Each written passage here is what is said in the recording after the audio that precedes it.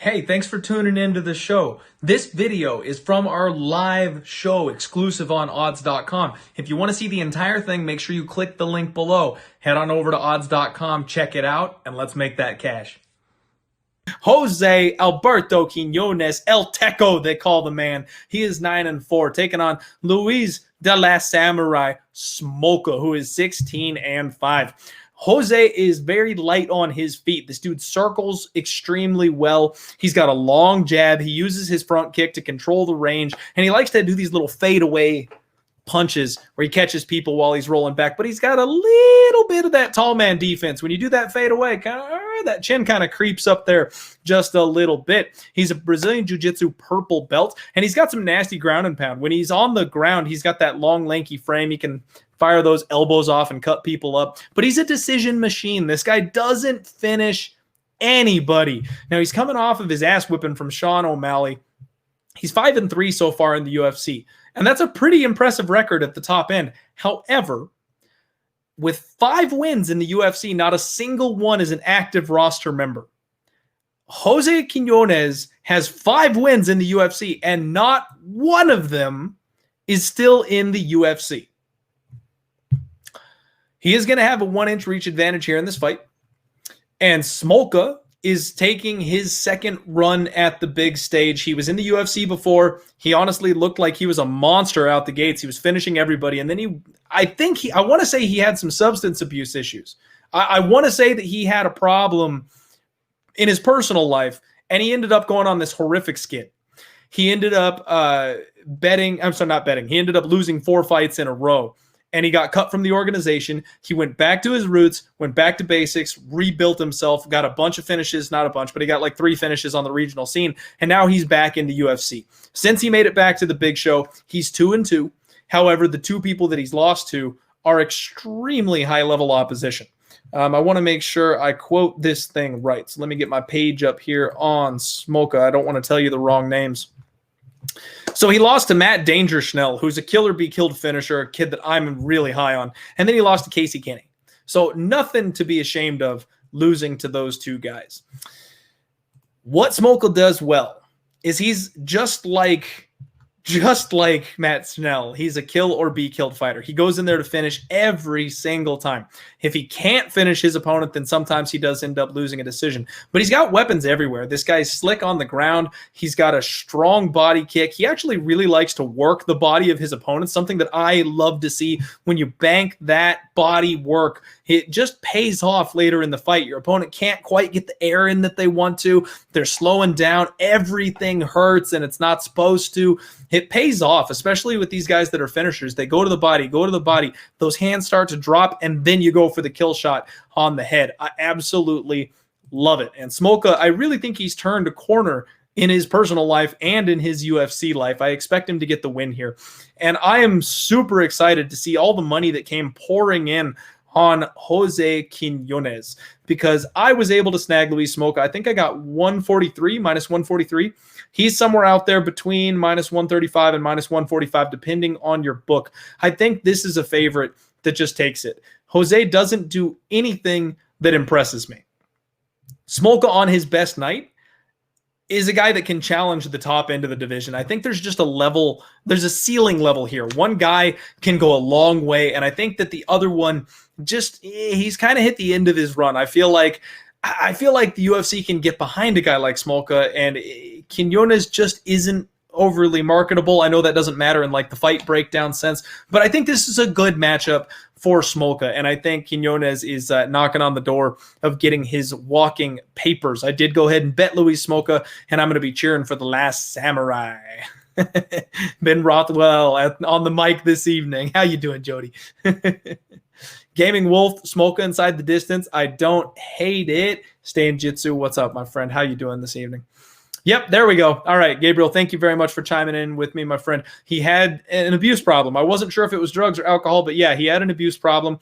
Thankfully, he has since cleaned that up, and he looks like a new man ever since he kicked that. So I'm hoping that continues, both for his sake and, from a fan perspective.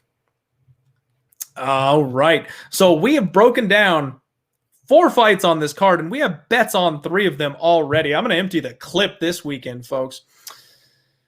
And Jody, I do have the podcast up on Spotify. However, I never check I don't check my DMs or anything like that over on Spotify. So the best way to get a hold of me is either Instagram or Twitter. I'm on Twitter, probably 5-1 what I am on Instagram. So Twitter is definitely the place to be. Mario Perez, my friend, what's up? Definitely keep it positive. Everybody out there, if you're struggling with anything, that's what we do here. We try to create a positive environment, talk about the best sport in the world. Yes, we're trying to make bets. Yes, we're trying to win some money, and sometimes we're not always successful doing that, but we always try to dust ourselves off, come back, and do it again the next week.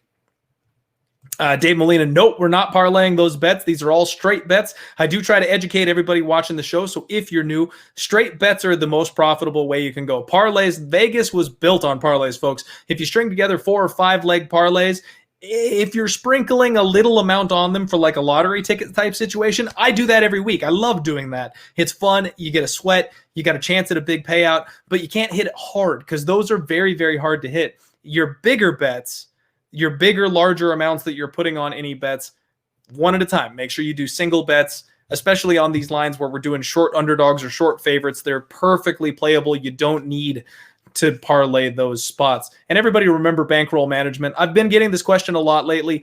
We talk about units. Everybody says, what is a unit? What is your unit? Well, remember, a unit is just that. It's a unit of measurement. Everybody's unit size is different.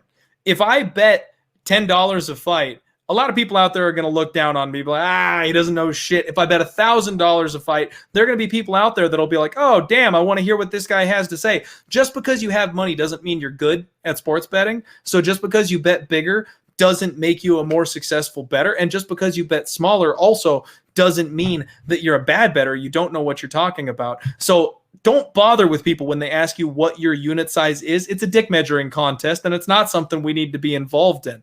So your unit, my unit, they will be different. A unit is 1 to 3% of your overall bankroll. Make sure when you're betting on a fight that you're not doing more than like 1 to 5 units on any one pick, because if you're doing, like, let's say your unit is 3% of your total bankroll and you go 10 units deep on that, that's a 30% bet. You're going to go broke. You're going to have one bad night and it's going to break your entire bank, and we're trying to avoid doing that. So make sure you have slightly smaller unit sizes so that you can fire off all the shots that you want to. And we're looking for a large output of bets, being accurate more often than we are wrong, and hitting those big underdog lines that other people are too afraid to take, and in the long run have that span to winning cash. There you go. I will get off my soapbox. That's your speech for the day. John Cole, minus 188 is a little bit steep. Like I said, I've seen money coming in on José Quiñónez, so I would sit tight. I don't know where you would be getting minus 188 because nobody else on the market has minus 188, so you shouldn't be having to pay quite that much juice. And that's right, Michael. It's just as good as everyone else's. You just got to know how to use it. All right. Let's go ahead and move this thing right along. I think I caught up here on the chat. Nothing too pressing that I need to get to. Oh, you know what? I apologize. There is one pressing thing I need to get to. Type t-shirt. If you want a t-shirt, we're giving one away right now. Everybody in the chat, hit it up. Just start spamming away. Spam the t-shirt. I'm going to give you all a minute to catch up here with the audio. So go ahead. Just keep typing away. And we're going to use the finger. We'll go with the finger again to go ahead and give one away. I'm going to give it just a second. And here we go. Merab Kashindili. I'm sure I butchered your name, my friend, but you are the winner of our second t-shirt giveaway for this evening. I'm going to go ahead and take your name down here. Merab Kindisheli. There we go. We got it, my friend. Make sure you hit me up over on Twitter, and I will make sure you get your t-shirt. We've got 350 live viewers this evening for the Diehard MMA Podcast. Thank you very much, and sorry we are not giving out any boxer shorts this evening, although we're not giving out penis either. I clicked the wrong button. Oh, gotta love live TV, right, folks? Everything is live. Mistakes, they're all on air right there for you. Enjoy that. We're not giving any penis away here. All right.